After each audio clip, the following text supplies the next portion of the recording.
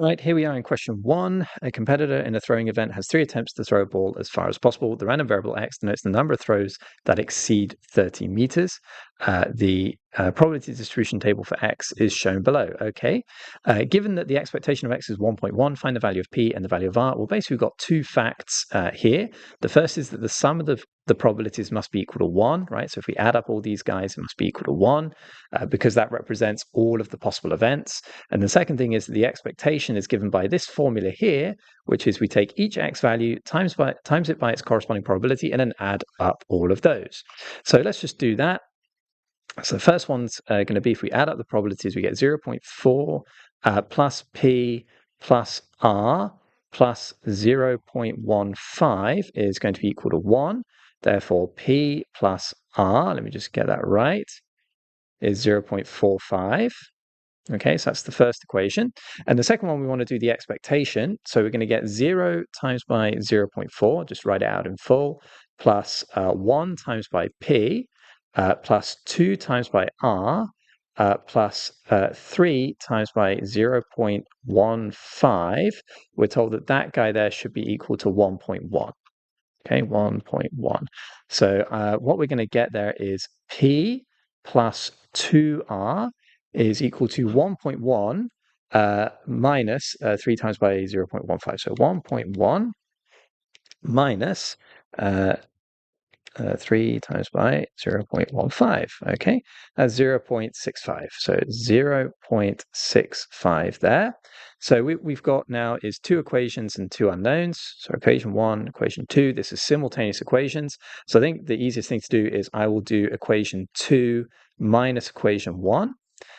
Because that will eliminate the p. So p minus p is 0, 2r minus r is r, and then 0.65 minus 0.45 is 0.2. So that's r, and then we can say that p plus 0.2, substituting into equation 1, will be equal to 0.45. And therefore p is equal to 0.25, right? So that would be my answer for part A. Okay, part B, we want to find the numerical value for the variance of x. Well, the variance of x, right, is defined as the expectation of x minus the mean, mu, squared, like that. But computationally, it's equivalent to doing this, the expectation of x squared minus the expectation of x, all squared.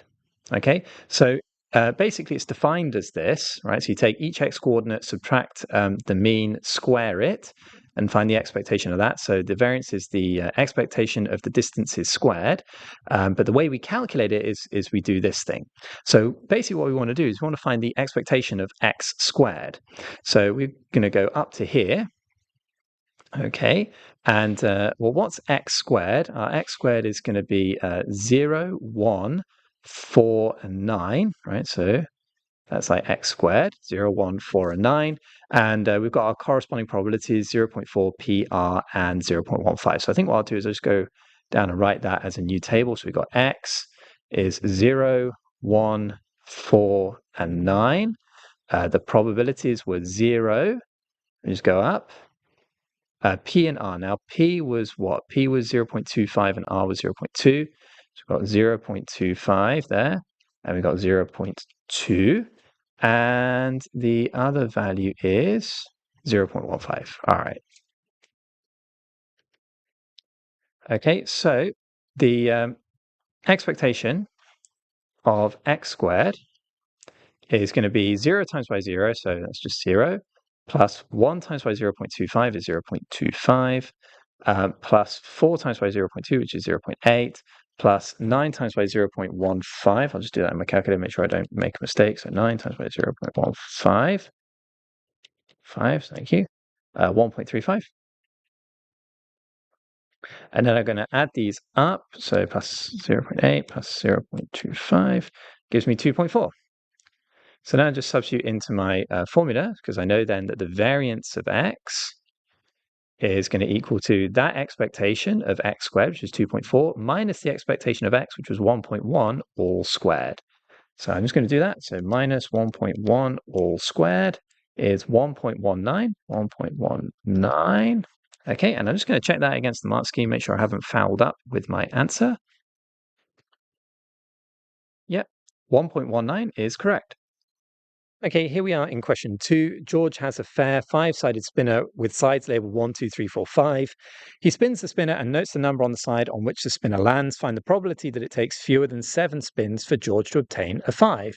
Now, for those of you who are interested, this is a geometric progression, and we could define it carefully by letting our discrete random variable x be the number of spins until we get a 7, right? Until we get a 5, beg your pardon. And if that's the case, we can say that x is geometrically distributed with a probability of a fifth, because that's the probability of getting a success. Now then, if we want to find the probability that it takes fewer than 7 spins for George to obtain a 5, I think it may be easier just to try to visualize this out, right? Now, if it takes fewer than 7 spins, right, then what we need to have is we need to have a success. We need a success within 6 spins, okay? Need success within 6 spins. So let's try to visualize out what that's going to look like. If I was to spin the spinner, I could either have a success or a failure, right? And each success is a probability of a fifth, and each failure is a probability of 4/5, right? We define success as getting a 5, and failure is getting anything else other than a 5. Well, let's say we had a success on our first spin, then obviously we've got a success in within the 6 spins. But if we didn't, then we'd have to spin again. So we could either have success or failure, and again success or failure, and again success or failure, again success or failure, and again success or failure. Now, what I'm trying to show you here is that each of these outcomes, that outcome, that outcome, that outcome, that outcome, that outcome, and that outcome, represents getting a 5 within 6 terms, within 6 spins, beg your pardon. However, this outcome here, the 6 consecutive failures, right, represents not getting a 6, getting a 5 within 6 spins. Okay, so this guy here is the one that we cannot have. We can have everything else, but we cannot have 6 successive failures. So our probability is going to be 1 minus those 6 consecutive failures, which is 4/5 to the power of 6. Okay, so just to clarify that, we want to be able to get a 5 in fewer than 7 spins, which means we need to have 1 5 within 6 spins. Okay, so what we can't have is we cannot have 6 consecutive failures, all right, but we can have everything else. So our probability is 1 minus that 4/5 to the power of 6. And if we do that, we're going to get 11529 over 15625 in the calculator, which is 0.738. Okay, all right. I hope that was clear. Okay, so part B of this question, George spins the spinner 10 times. Find the probability that he obtains a 5 more than 4 times, but fewer than 8 times. Well, here you need to realize that we've got a different type of distribution. So they like to do this in questions, by the way, like part A will be geometric, part B will be binomial, and maybe even they'll get you to do some normal in there to see if you understand that the distributions are changing. So now what I'm going to do is I'm going to define my random variable. I'm going to say let y, because I want to use a different letter to the one for part A. Let y be the number of 5s that he achieves within spinning it 10 times. Okay, so let y be the number of 5s that he gets. Well, if that's the case, then y is binomially distributed 10, comma, a fifth, right? Because he's spinning it 10 times, so there are 10 independent trials, and the probability of success each time is the probability of a fifth. Now, if that's the case, then what we're being asked to find is the probability that y is greater than 4 but is less than 8. And that can be rewritten as the probability that y is greater than or equal to 5, but less than or equal to 7. And that corresponds to the probability that y is equal to 5, plus the probability that y is equal to 6, and then plus the probability that y is equal to 7. So just scroll down there. Y is equal to 7. And then what we've got to do is we've got to fill in our binomial expansions, essentially. So what's the probability that I get 5 successes? Well, I need the probability of success to the power of 5. But of course, 5 successes means I've also had 5 failures. So that would be 4/5 to the power of 5. And then 10C5, because there are 10C5 different ways in which I could have had 5 successes and 5 failures. And we just do the same thing for this, right? If probability y is equal to 6, so we get 1/5 to the power of 6, and then 4/5 to the power of 4. Why is that? Because we've got the probability of success, but 6 times, and the probability of failure, beg your pardon, that should be 4/5. Just change that. 4/5. Okay. But we've got that 4 times, and then this will be 10C6, because there are 10C6 different ways in which we could have had those 6 successes. And then here, same thing, that'll be 10C7, 1/5 to the power of 7 times by 4/5 to the power of 3, right? So I need to put all that into my calculator and add it all up. So if we do that, let me just have a quick look. Let's see what we get there. So if I key that into the calculator,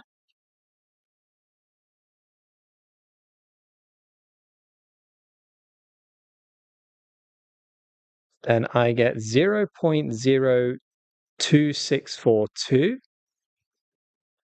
plus 0.005505, and then something else. If I add it all together, I get 0.0327. So 0.0327 is my final answer. I think probably when you do that on a calculator, it's worth doing it about 3 times, right? Just make sure you get your answer correct. But this is the way in which we're supposed to do it. Okay. All right, this is question 3. A factory produces a certain type of electrical component. It is known that 15% of the components are faulty. A random sample of 200 components is chosen. Use an approximation to find the probability that more than 40 of these are faulty. Well, we can think of this thing here as being a binomial distribution. And I think it's always helpful to define our random variable before we start. So we're going to say let x be the number of faulty components within the sample of 200 components. Now, if that's the case, we can think of it as being binomially distributed with 200 trials and a probability of success, quote unquote, of 15% or 0.15. Now, let me just try to explain that. What we're kind of saying is each of these 200 components in the sample represents an independent trial, right? We look at it and we go, is it faulty or not faulty? And we count success, in this case, as being faulty, right? So we've got 200 trials with the probability of success in each trial of being 0.14. And since that's the case, what we're really being asked to find is the probability that x is greater than 40, okay? Now, if we were to sit here and try to compute that using the binomial distribution, we've got to find the probability that x is 41, and x is 42, and x is 43, all the way up to 200. And that's going to be super long, super awkward, and very annoying. So what we're going to do instead is we're going to use an approximate distribution, which is going to be the normal distribution. Now, hopefully you should know that when we approximate the binomial distribution with the normal, the mean of the distribution will be equal to n times by p. So in this case, 200 times by 0.15. And the variance, sigma squared, will be equal to npq, right, where q is the probability of failure. So if I was to write this out, what I'm going to get here is 200 times by 0.15 And if I calculate that, I get 30. Okay, and the variance is going to be 200 times by the probability of success 0.15 times by the probability of failure, which is 0.85. Okay, and if I was to calculate all of that, what I get is 25.5. So what we're now saying is the approximate distribution, right, or rather binomial distribution, can be approximated with the normal distribution where the mean is 30 and the variance is 25.5. Now, I'm going to write that as the square root of 25.5 squared, just so that later on in the question, I don't forget that the standard deviation is not 25.5, but it's actually the square root of that, because it'd be easy to forget that when we're in the middle of the question. Okay, so now we can go and we can say, let's find the probability that x is greater than 40. Okay, well, there's another thing we have to remember now, which is the continuity correction. Why do we have to remember that? Well, because what we've done is we've gone from a discrete distribution to a continuous distribution. So let's try to think about what's happened here. Imagine that we've got a number line, right? And on that number line, we've got 39, 40, and 41. And on the binomial distribution, each of these would have had a probability at the integer value. So whatever would be a probability there, probability here, and a probability there, something like that. But when we convert this to a continuous distribution, like a normal distribution, instead of having these lines, what we've got is we've got a curve like that, you see? And so in effect, what happens is our lines get spread out and they become like little rectangles like that, okay? Like that. So in this case, if we want to find the probability that I am greater than 40, what that really means is that we're finding the probability that we are greater than or equal to 41. And what does 41 include? Well, 41 isn't just here. It also goes back to 40.5. Okay, so this value here, 40.5, we want to be everything to the right of that. Okay, so let me just clarify again. We've gone from a discrete distribution where we've got kind of integer values for probabilities, or rather, our probabilities are set at integer values. When we convert from a discrete distribution to a continuous distribution, then what happens is we kind of need to think about the probabilities as being kind of spread out between the integer values. So when we think about the number 39, we're actually thinking about the values between 38.5 and 39.5. 40 would be 39.5 to 40.5, and 41 would be 40.5 to 41.5. That's the idea. So when it comes to this, if we want to find the probability that x is greater than 40, which is the same thing as the probability that x is greater than or equal to 41, then we need to take everything from 40.5 and above. So we're finding the probability that x is greater than or equal to 40.5. That's the continuity correction.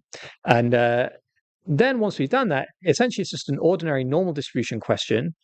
We need to find the z value. And the way we do that is we convert our x coordinate into the z coordinate by doing x minus mu, 40.5, minus mu, which in this case is 30, over sigma, which was the square root of 25.5. Okay, and if we do that, then we're going to get a z value of 2.079, if we key that into the calculator. But then we've got an issue, which is our tables of data don't tell us the probability that we are greater than a certain value. They only tell us the probability that we're less than a certain value. So if we were to kind of draw this out, right, here's our Z distribution, looks something like that. Nice and symmetrical. Sorry about that. Not very good. And we want to find a probability that we're greater than 2.079, 2.079. That means that we're being asked to find that probability there. Okay, well, we don't have that probability on the table, but what we do have is the probability that we are less than 2.079. We have that probability there, right? So if we can find that probability, then the red is just going to be 1 minus this whole green, right? Because the area underneath the whole curve must be 1. So here what we get is, this is the same thing as 1 minus the probability that z is less than 2.079. So let's find 2.079 on our z table. So let's kind of scroll away. Where are my z tables? There they are. So we want 2.0. So let me kind of highlight it now. So we want 2.07. Right, so that's that. So 2.0. So we got that value there, 9808. So 2.079, wasn't it? So that's going to be that guy there. So we've got to add 4 to the last digit, which is going to give us 0.9812, right? So I take the 0.9808 and I kind of add 0.0004. It gives me 0.9812. So over here, that is 1 minus 0.9812. And if we do the subtraction, that gives 0.0188. Okay, and that's going to be our answer. Okay, question 4. The heights in centimeters of the 11 players in each of 2 teams, the Aces and the Jets, are shown in the following table. Draw a back-to-back stem and leaf diagram to represent this information with the Aces on the left-hand side of the diagram. Okay, so how do we draw the stem and leaf diagram? Well, basically, we kind of got the in this case the first 2 digits along the stem. So our minimum is 160-ish, isn't it? So we're going to have 16 there. So that represents 160. Like that, and 170, 180, and then 190. And then the left-hand side has got to be the aces, is that right? Yep. Okay, just draw that a bit better, I think. Okay, so we're going to have the aces here, and we're going to have the jets here. Okay, so then the way to do this is we just got to be super patient as we go through and tick off all of the values to make sure that we haven't missed anything. Okay, all right. So let's try to start with the lowest value for the aces. So we're looking at 160, 164 looks like the lowest one. So I can't get any lower than that. So I'm going to put a 4 there. Okay, then we want the next lowest. I see 168. 166 is lower. So let's go for 166. All right, so we get 4 and 6 like that. Notice how we're going out from the stem. And then 168 will be there. Okay, and then 169 is there. Okay, then 170. Let's see, we've got 171. That's that guy. Got a 1 there. 173. The 3 there. 174, 4 there. I think that's all of those. 180, 180. And we've got 181. And we've got 2 lots of 182. So we've got that guy there and that guy there. Okay, so it looks like I've covered everything for the aces. Now let's try the jets. So do we have 160? I see 166. I think that's the lowest, 166. And we've got 168. And no other 160s. We've got 170. That's that guy. Got 174. Got another 174. We've got another 170. We've got 175, beg your pardon. And then no other 170s. We've got 2 lots of 181. That and that. 2 lots of 188. So we've got 8 and 8. That and that. And we've got 190, which is that. Okay, and then what we've got to do is we've got to remember to put in the key. So how are we going to do that? We've got to choose a value basically. So key, we could say, I don't know, 3, 17, 4, I guess, means 173 for the aces and 174 for the jets. Okay, if you don't include the key, then actually this is not right. Okay, so you must remember to include that. Let me just check the mark scheme, see what they give. They give 2 marks for a correct stem and leaf diagram, and they give 2 marks for the correct labeling. All but you need to label the term centimeters. So sorry about that. I actually would have missed the mark there. You need to put centimeters there to be able to get the full 4 marks. Okay? All right. Just got to be extra careful. Okay, then part B, want to find the median and the interquartile range of the heights of the players in the aces. Now, as I remember, we have got 11 players. Right? There are 11 players here in these teams. And basically, what we've got is we've got the lower quartile, which we usually call Q1, got the median, which is the second quartile, Q2, and we've got the upper quartile, which we call Q3. And how do we find each of these quartiles? Well, the lower quartile, Q1, is the n plus 1 upon fourth value. I think I'll write that a little bit differently. I'm going to write it as the n plus 1 upon fourth value. What's the second quartile, the median? That is the 2 upon fourth n plus 1th value. And what's the upper quartile? Is the 3 upon 4 n plus 1th value. Right, so in this particular case where n is 11, 11 plus 1 is 12. So a quarter of 12, that's going to be the third value. And then 2 lots of that is going to be the sixth value. And the 3/4 of that is going to be the ninth value. Right, so we're looking for the third value, the sixth value, and the ninth value. Okay, so we just got to count along, really.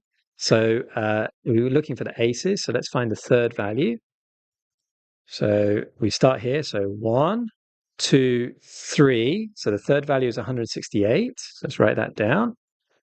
Got there 168 centimeters. The sixth value, so let's again count along. So we got 1, 2, 3, 4, 5, 6. So 173. Okay. And then we want the ninth value for the upper quarter. So again, we'll just count across. So 1, 2, 3, 4, 5, 6, 7, 8, 9. So the ninth value is 181. Okay. That's 181 centimeters. So the median is just 173. So the median is equal to 173 centimeters. What's the interquartile range? The interquartile range is defined as the upper quartile minus the lower quartile. So it's 181 minus 168. So 181 minus 168. And now I get that to be 13 centimeters. So those should be our two answers. Let me just check that against the mark scheme. So we get 173 and 13 centimeters. Yep, that is exactly right. Okay, part C, give one comment regarding, or comparing rather, the spread of the heights of the aces with the spread of the heights of the jets. Well, a couple of ways you could do this, right? You could look at the range and things like that, but we found the interquartile range for the aces, so it'd be quite tempted to find the interquartile range for the jets. So let's just go over here. So we want the third value, which is 1, 2, 3. So let's just highlight that guy. So that's going to be the lower quartile. And then we want to get to the ninth value. So the fourth value, fifth value, sixth value, seventh, eighth, ninth. So that's the upper quartile there is 188. So the interquartile range is going to be 188 minus 170, which is 18, isn't it? Right. So the interquartile range for the jets. So IQR for the jets is equal to 18, and that is wider spread. So it's a wider spread than the aces. All right, so I think you can say quite a few things, and I noticed on the mark scheme they've got several different examples, but I think it's best to compare like for like, isn't it? So if you found the interquartile range for the aces, find the interquartile range for the jets. It doesn't take you too long, and then you've got two numbers, you can compare them, and you can say that 18 is bigger than 13. Okay. Okay, here we are in question 5. The heights of the members of a club are normally distributed with mean 166 and standard deviation 10. Find the probability that a randomly chosen member of the club has height less than 170. Okay, well, as always, I start with my variable. Let x be the height of a member. Just good practice to be in the habit of doing that. And therefore, x is normally distributed with a mean of 166 and a variance of 10 squared. And what we're being asked is to find the probability that x is less than 170. And we convert this to the z distribution. So we're finding the probability that z is less than 170 minus the mean, which is 166, over the standard deviation, which is 10. And so that's finding the probability that z is less than 0.4. Well, we can find that on our table, I think, quite easily. So remember, the table tells us the probability of being less than a certain value. So we just need to look out. 0.4 is there. We want 0.40, which is 0.6554. Okay. So if we go down here, that probability will be 0.6554. Just want to check if what they require in terms of decimal places. So the mark scheme says 0.655, and they accept anything from 0.655 all the way up to 0.6555, right? So 3 5s at the end. Okay, so the answer is totally acceptable. All right, so part 2. Given that 40% of the members have heights greater than h, find the value of h correct 2 decimal places. Well, I think it's probably easier first to think about this in terms of the z distribution. So if I was to quickly draw a z distribution like that, so remember, z distribution is centered upon 0. Okay, so we're going to have something that looks like that. Whoop, like that. And our corresponding place on the z distribution for h has got to have 40% of members being above that. So if we were to take, let's say, this value here, call that a z, then this area here, if that represents 40%, then whatever that z value is that gives us a 40% here is going to correspond to our h value in our x distribution. Okay, so so kind of just explain what's going on for those of you really not sure about z distributions and x distributions. What we're basically saying is we've got this x distribution. Ooh, sorry about that. Okay, like that, and that x distribution there is normally distributed with a mean of 166 and a variance of 10 squared. The z distribution is always defined as the normal distribution, which has a mean of 0 and a variance of 1. Okay. Now, what it enables us to do is it enables us to take any distribution with any mean and any variance, like this guy over here, and convert it to a standardized distribution with a mean of 0 and a variance of 1, so that we can use tables of data to find our probabilities or our z values, right? So what I'm trying to say is that over here, there is some unknown value h, right, which has 40% of data above it, right? So that's 40% there. And basically what we're saying is that the value of h on the x distribution is going to correspond to this value of z on the z distribution. And so we've got to kind of find this value of z and then convert it to the equivalent h distribution. And the way we do that is by using the conversion formula x is equal to, or sorry, z is equal to x minus mu upon sigma. And if you're wondering why we use that formula, by the way, all we're really doing is to go from the x distribution to the z distribution, is we are shifting it to the left by the mean, right? So this has got a mean of 166. So we take all of our data and subtract 166. That means that our distribution would then be centered on the y-axis, okay? So we kind of center it on 0. And then what we do is we scale it by the standard deviation, so that if it was like spread out and really fat, or like really spread in really thin, then by dividing it by the standard deviation, we give it a standard deviation of 1, right? So what we're doing to this guy is, by subtracting the mean and dividing by the variance, is we're shifting it and we're scaling it so that we get this thing here. But the result of doing that is that this area here, corresponding to that h value, is going to be the same as this area here, corresponding to that z value. Okay, sorry that's a long explanation, but I think it may be helpful for those of you who really got no idea what's going on with this whole z-score thing. Okay, so now then, bottom line is we want to find that value of z, but the table of data doesn't give us the probability of being greater than a certain value. It gives us the probability of being less than a certain value. So actually what we want is we want to find the z value that corresponds to a probability of 60% or 0.6 on our table of data. So that's what I'm going to do. I'm going to go across here, and we've got to hunt for a probability of 60%. So let's try to find it. Okay, so 0.5987, that's the closest we get below 0.6. And then if I was to add 1, 2 to there, I'm going to get 0.5999, which I think is the closest we can get. So what's that z-score going to be? It's going to be 0.253. Okay, so 0.253 is the z value there. So this z value is equal to 0.253.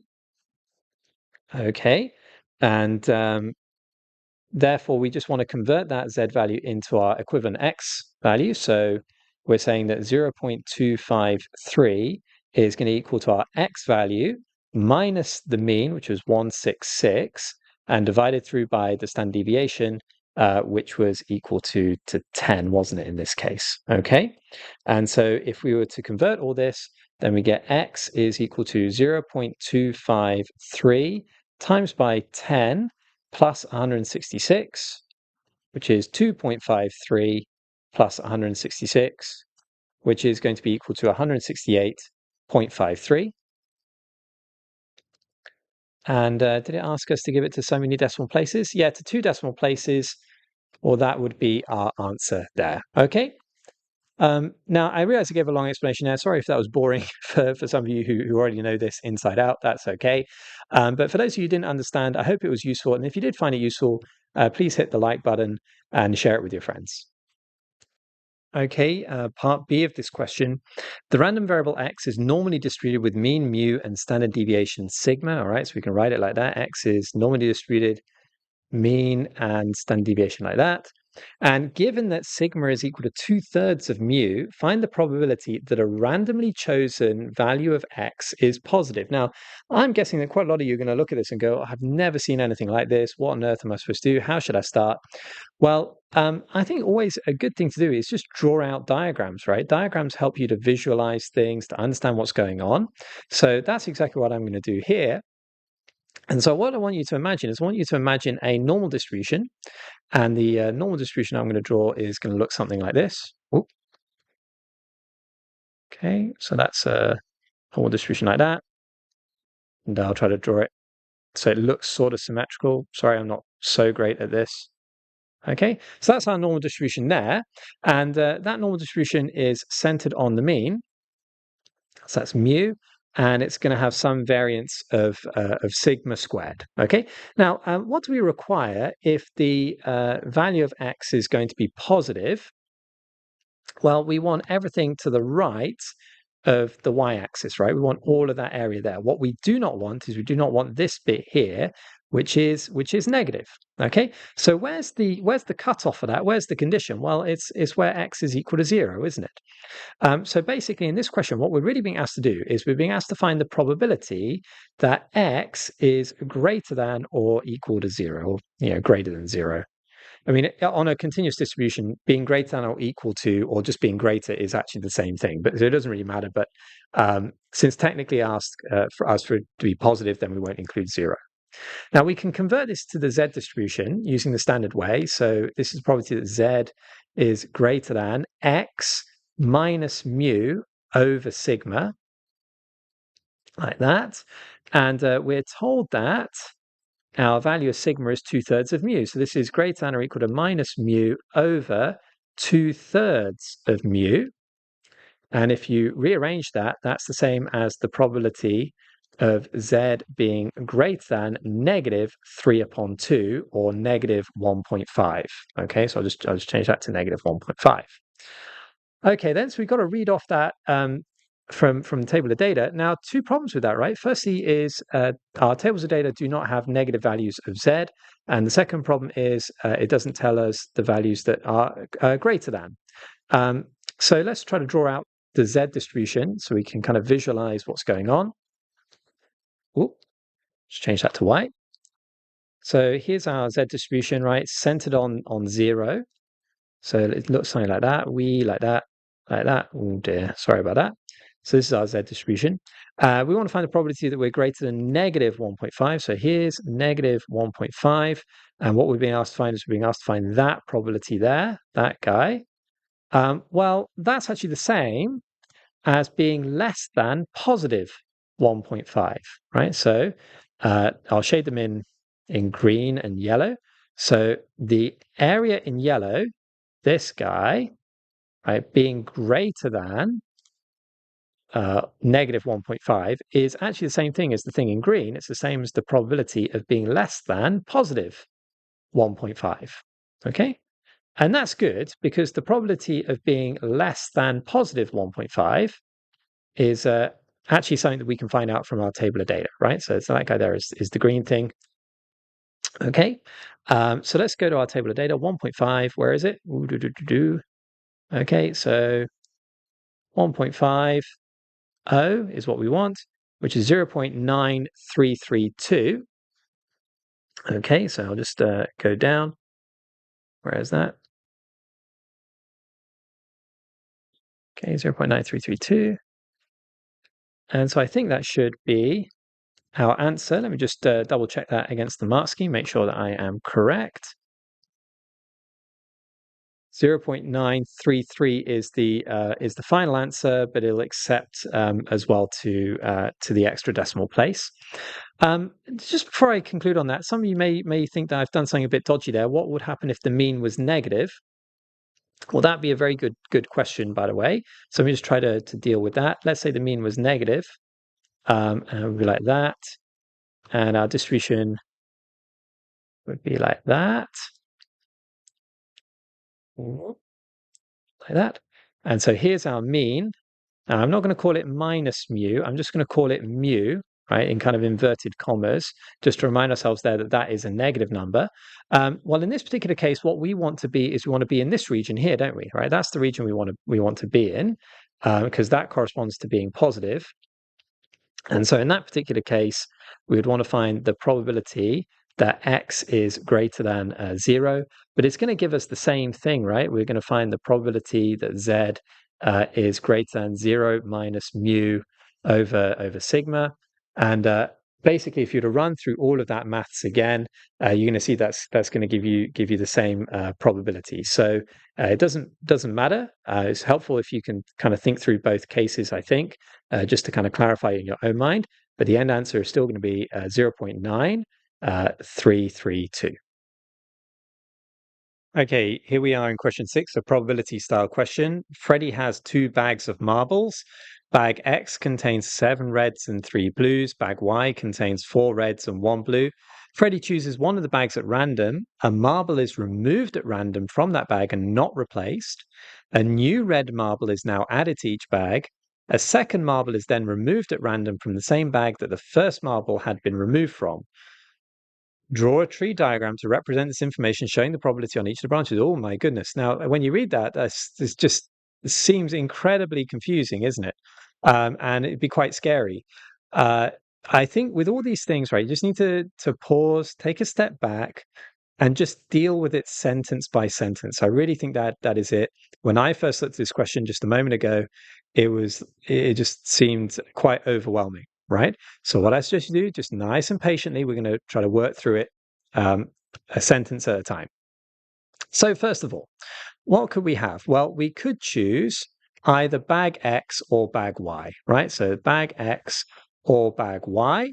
And hopefully it should be fairly obvious that the probability of that for each of those choices is just going to be a half. Okay. Well, then let's think about bag X, right? Bag X has got 7 red marbles and 3 blue marbles, right? So when we first select a marble, right, and we could get either a red or a blue. So red or a blue. There is a 7 out of 10 chance of getting the red, and there is a 3 out of 10 chance of getting the blue. Okay. Now, when we take a marble in the first, so let me just get it there. So a marble is removed. So that's happening here, right? That's this thing here. We're removing a marble. And it's not replaced. So now instead of having 10 items in the bag, we're going to have 9 items in the bag. And a new red marble is now added to each bag. So let's try to think that one through on a case-by-case basis. Okay, I'll just move that up there, right? Let's imagine that we've chosen a red in the first case. Then what that means is we're going to have 6 reds out of a total number of 9 marbles. But now if we're going to add a red, then what we're actually going to have is we're going to go back to having 7 red marbles and 3 blue marbles, right? So let's try to think that one through. Red and blue, right? If we took out a red, then what we'd be left is with 6 red marbles out of 9 marbles. But if we add another red, we're going to have 7 red marbles out of 10 marbles, okay? So that probability there is going to be 7/10. Okay, that will be 7/10. And so that will also be 3/10. Okay, and then if we think about it for the other alternative, let's say we took a blue in the first case. Sorry about that. So then what would happen? Well, if we'd have taken a blue in the first case, then we'd be left with 2 blues out of a total possible of 9 blues. But then if we add a red marble in, then we'd still be left with 2 blue marbles, but now we'd be choosing them out of 10, right? So we've got 2 out of 10 blue marbles there. And of course, we've got 2 out of 10. Then what that means is we're going to have 8 out of 10 red marbles, okay?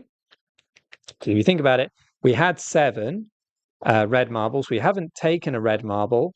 So if we add another red marble, we're going to end up with 8 there. Okay. Well, now we just got to do the same thing for bag Y.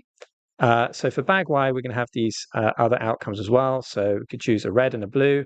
And then for that, we can choose a red and a blue and a red and a blue. So let's try to fill in those probabilities. Okay. So red, blue, red, blue, red, blue. Okay, so then what was it? Bag Y contained 4 red marbles and 1 blue marble. So this probability here would be 4/5, and this would be 1/5. Well, again, let's be nice and patient. If I had 4 out of 5 red marbles and I took a red marble, then I'd be left with 3 out of 4 red marbles. But then if I add a red marble here, add a red marble in the next step, sorry, then what I'm going to end up with is, again, 4 out of 5 red marbles, right? Because now instead of having 4 marbles, I've got 5. And instead of having 3 marbles, I've gone back up to 4. And the blue marbles then will remain unchanged. That'll be 1 out of 5. Now, what if I chose a blue marble in the first round? Well, then I'd be left with 0 blue marbles, right? And then if I add another if I add another red marble, I'm still going to end up with 0 blue marbles out of 5. So that guy there would be 0 out of 5, and that would be 5 out of 5.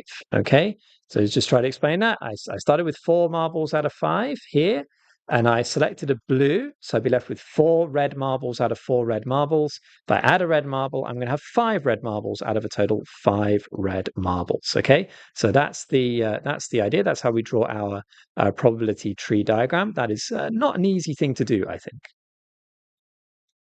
Okay, then part B of this question, we want to find the probability that both of the marbles removed from the bag are the same color. Well, if we go back up to our diagram, basically what that means is that we can have this pathway here where we get two reds. So the probability of that is a half times by 7/10 times by 7/10. That's 49 upon 100. Or I could have this path here where I've got two blues. So it's going to be a half times by 3/10 times by 2/10. So let's write that on. So a half times by 6 upon 100. Or what I could have is I could have two reds here, that path, which is going to be a half times by 4/5 times by 4/5. So that's 16/25. Or I could rewrite that as 64 upon 100. Or I could have two blues, but of course the probability of getting two blues is 0, right? Because I've got 0/5 there. So then what I need to do is I need to add up those probabilities, right? So the total probability is going to be equal to a half of 49 upon 100 plus a half of 6 upon 100 plus a half of 64 upon 100. So if you want, I could factorize out a half, and I do 6 plus 64 is 70, plus 49 is 119. So it's going to be 119 upon 200. Okay, and that will be our answer. All right, then part C, we want to find the probability that bag Y is chosen, given that the marbles removed are not both the same color. Well, with all these questions, I like to define the two events whenever we've got a conditional probability. So I'm going to call event A that we chose bag Y. So we chose bag Y. And event B, I'm going to say is the event not the same color. Okay, so not the same color. And that means that the probability of A given B, which is what we're asked to find, is the probability of A intersection B, right? Having both of those events at the same time divided through by the probability of B, right? So really what we've got to do now is we've got to find the probability of choosing Y and not having the same color. And then we've got to know the probability of not having the same color. So let's do the intersection first. So if we've chosen bag Y, right, we're down here. And if we don't have the same color, then we're either this pathway here or that pathway there. So we got two outcomes. So I'll write them on in green to distinguish them from the last answer. So the probability of this outcome was a half times by 4/5 times by 1/5. So if I multiply that out, that's 4 upon 50. And the probability of this outcome here is going to be equal to a half times by a fifth times by 5/5, which is the same as 1. And so that's equal to a tenth. So the probability of A intersection B is these two guys added up. And if I add up 4/50ths plus 1/10, then 1/10 is the same as 5/50ths. So that's going to be 9/50ths. Okay, so A intersection B in this case is 9/50ths. So I can go write that down, right? So we've got 9/50ths. And we want to find out the probability of B. Well, probability that they are not the same color is going to be 1 minus the probability that they are the same color. And we calculated that in the previous question. The probability that they are the same color was 119 upon 200. So the probability they're not the same color is going to be 81 upon 200. Right? So we can divide this through by 81 upon 200. Okay, I don't have my calculator with me, so what I'll do is I'll try to do it manually. So this is 9 upon 50 times by 200 upon 81, and hopefully we can see this is going to cancel. 50 divided by 200, that's going to give me 4, and divide through by 9, we get 4/9 there. So the answer in the end is the probability is equal to 4/9. Okay, question 7, which is a combinations permutations style of question, the ones that I find are really difficult. Okay, let's read it through. Find the number of different arrangements of the 9 letters in the word Andromeda in which no consonant is next to another consonant. And the letters D, M, N, and R are consonants, and the letters A, E, and O are not consonants. They're vowels. Okay. Well, if we were to list out the letters which are consonants, we'll tick them off, right? We're going to get N, so that's gone. D, that's gone. R, that's gone. M and D, right? So M and D, and then the vowels are going to be A, O, E, A. Okay, so we've got consonants on the left, we've got the vowels on the right. Now, if it's the case that no consonants next to another consonant, it's actually only one way in which this can be achieved, right? We would have our 5 consonants, so 1, 2, 3, 4, 5, and then the vowels must be in between, right? So there's got to be a vowel here, a vowel here, a vowel here, and a vowel here. Okay, so what we've got to do is we've got to think about how many ways we can arrange the 5 consonants, 1, 2, 3, 4, 5 slots there, and then how many ways we could arrange the 4 corresponding vowels, and then basically multiply these 2 things together. Right, so how many ways can we arrange the consonants? Number of ways. Well, we've got 5 consonants, so it's 5 factorial. And then we've got to count the number of letters that repeat. Well, the 2 Ds repeat, don't they?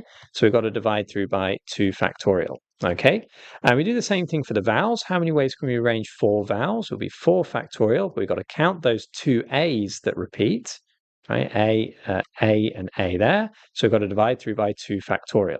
Okay, then why are we multiplying these 2 together? Well, because it's this and this, right? So if we've got an and, then we multiply. If we've got an or, then we add.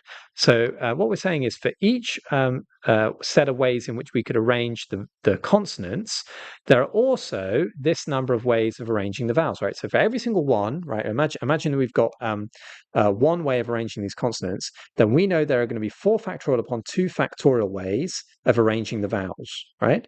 But we don't have one way of arranging the consonants. We've got all of these other ways, right? So for each of these ways, we've got this many ways for the vowels, and that's why we multiply them together. Okay, and if we key all that into our calculator, then what we should get, I believe, is 720. Let me just check that against the mark scheme. 720 is the right answer. Okay, let's do part B. Find the number of different arrangements of the 9 letters in the word Andromeda in which there is an A at each end and the D's are not together. Well, I think generally speaking, we want to draw out this or each of these circumstances. So let's draw out the 9 letters: 1, 2, 3, 4, 5, 6, 7, 8, 9 letters.